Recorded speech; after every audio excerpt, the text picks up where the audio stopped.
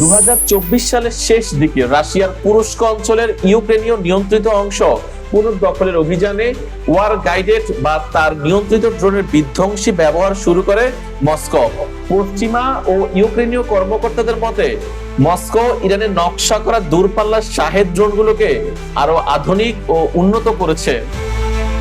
পাশাপাশি তেহরানের সঙ্গে সামরিক প্রযুক্তিতে নিবিড় সহযোগিতা এবং কয়েক দশকের মধ্যে ইউরোপের সবচেয়ে রক্তক্ষয়ী যুদ্ধের অভিজ্ঞতা বিনিময় করছে রাশিয়া।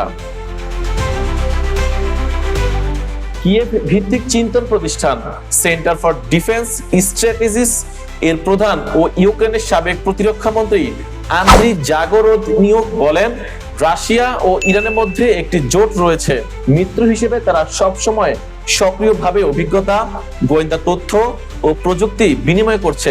প্রকৃত মিত্র হিসেবে ইরানিরা এই যুদ্ধের শিক্ষাগুলো গ্রহণ করেছেন এবং আরো শেখার চেষ্টা করবেন। পারস্য উপসাগরীয় অঞ্চলে জাহাজ চলাচলের স্বাধীনতা নিশ্চিত করতে প্রেসিডেন্ট ট্রাম্প যদি ইরানের দ্বীপ বা উপকূলীয় এলাকা দখলের জন্য স্থল অভিযানের নির্দেশ দেন, তবে মার্কিন সামরিক বাহিনী এই নতুন ধরনের যুদ্ধক্ষেত্রের সঙ্গে খাপ খাইয়ে নিতে তাদের রণকৌশল কতটা পরিবর্তন করেছে তা নিয়ে প্রশ্ন রয়েছে। এ বিষয়ে জানাশোনা আছে এমন একজন রুশ শিক্ষাবিদ বলেন, রাশিয়ার মতো একজন ভালো শিক্ষক পেয়েছে ইরান এবং তারা এই যুদ্ধ থেকে শিখতে আগ্রহী, কিন্তু যুক্তরাষ্ট্রের মধ্যে আমি তেমন কোনো আগ্রহ দেখছি না।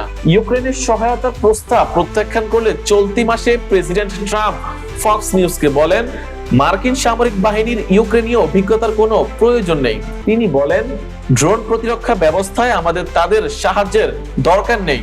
আমরা ড্রোন সম্পর্কে যে কারো চেয়ে বেশি জানি। বিশ্লেষকদের মতে মার্কিন মেরিন ফোর্স সাম্প্রতিক মাসগুলোয় এফপিভি ড্রোন নিয়ে পরীক্ষা নিরীক্ষা শুরু করেছে। তাদের প্রথম এফপিভি দলগুলোকে প্রশিক্ষণ দিচ্ছে, যা কেবল প্রাথমিক ধাপ মাত্র। ওয়াশিংটন ভিত্তিক চিন্তন প্রতিষ্ঠান Carnegie endowment for international piece এর সিনিয়র ফেলো মাইকেল কফম্যান বলেন, যুক্তরাষ্ট্রের সামরিক ইউনিটগুলো এফপিভি প্রযুক্তি এবং বাহিনী ও বর্তমান যুদ্ধ কৌশলে এর প্রভাব বোঝার প্রাথমিক পর্যায়ে রয়েছে। ইউক্রেন বর্তমানে যে প্রতিরক্ষামূলক সক্ষমতায় পৌঁছেছে সেখানে যেতে আমাদের এখনো দীর্ঘ পথ পাড়ি দিতে হবে। যুক্তরাষ্ট্র ও দেশটির নেতৃত্বাধীন সামরিক জোট ন্যাটোর শীর্ষ কমান্ডাররা দীর্ঘদিন ধরে ইউক্রেনের এই ড্রোন বিপ্লবের গুরুত্বকে উপেক্ষা করে আসছিল। তাদের যুক্তি ছিল, পশ্চিমা সামরিক বাহিনী তাদের আকাশপথের একচ্ছত্র আধিপত্য ও নিখুঁত হামলা সক্ষমতার মাধ্যমে ভিন্ন কায়দায় যুদ্ধ করবে।